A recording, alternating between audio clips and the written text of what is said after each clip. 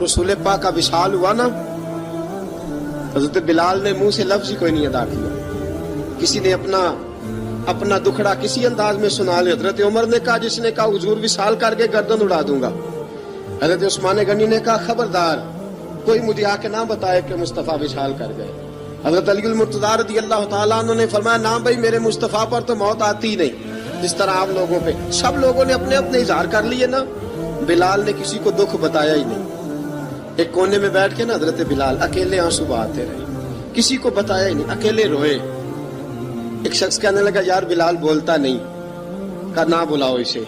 عصر کی نماز کا وقت ہوا نا، تو وہ بلال جو کعبے کی چھت پہ بغیر سیڑھیوں کے چڑھ گیا تھا، وہ بلال جو کعبے کی چھت پہ بغیر کسی سہارے کے چڑھ گیا تھا، اس بلال کو کہا کہ بلال چڑھ ذرا، آذان پڑھ، مسجد کی چھت پہ چڑھ جا. حضرت بلال کئی بار چڑھے اور کئی بار گرے، کئی بار چڑھے اور کئی بار گرے. حضرت بلال حبشی رضی اللہ تعالیٰ نے آواز دی، کہا سلمان میری مدد کرنا، میری مدد کرنا. اب مجھ سے چڑھا نہیں جاتا، اب مجھ سے جایا نہیں جاتا. جناب سلمان فارسی نے بھی سوال نہیں پوچھا کہ بلال تو بیمار ہے، یہ نہیں پوچھا. حضرت بلال کو 2-4 صحابہ نے اٹھایا، چھت پہ پہنچایا. بلال نے اذان شروع کی. جب کہا نا اللہ اکبر اللہ اکبر، وہ آواز جس میں بڑا سوز ہوتا تھا، بڑی درد، بڑی بلندی ہوتی تھی، بڑا جوش خروش ہوتا تھا، آج وہ آواز دب گئی. جب بلال نے کہا نا اشہد ان لا الہ الا اللہ، حضرت بلال رضی اللہ تعالیٰ عنہ نے تھوڑی دیر روک کے سانس لیا.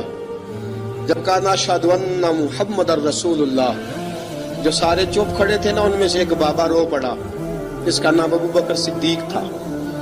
جب حضرت ابو بکر صدیق کی آنکھ میں آنسو آیا تو حضرت بلال چھت کے اوپر زمین پہ گرے، زمین پہ گرے اور کہا، ابو بکر یہ ڈیوٹی کسی اور کی لگا دے، یہ ڈیوٹی کسی اور کی لگا دے. اب میری روح اجازت نہیں دیتی، مصطفیٰ کریم کے بعد مجھ سے اذان نہیں پڑھی جائے گی.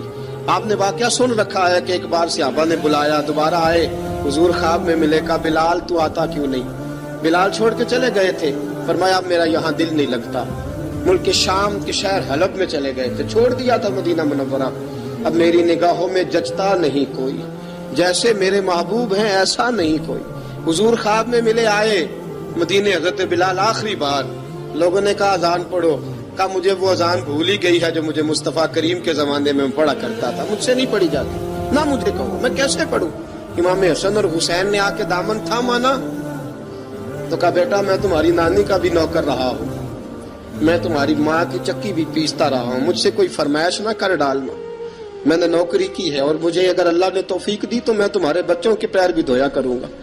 لیکن امام حسن رضی اللہ تعالیٰ عنہ نے فرمایا، بلال ایک بار تو اذان سنانی پڑے گی. سنائی بلال نے اذان.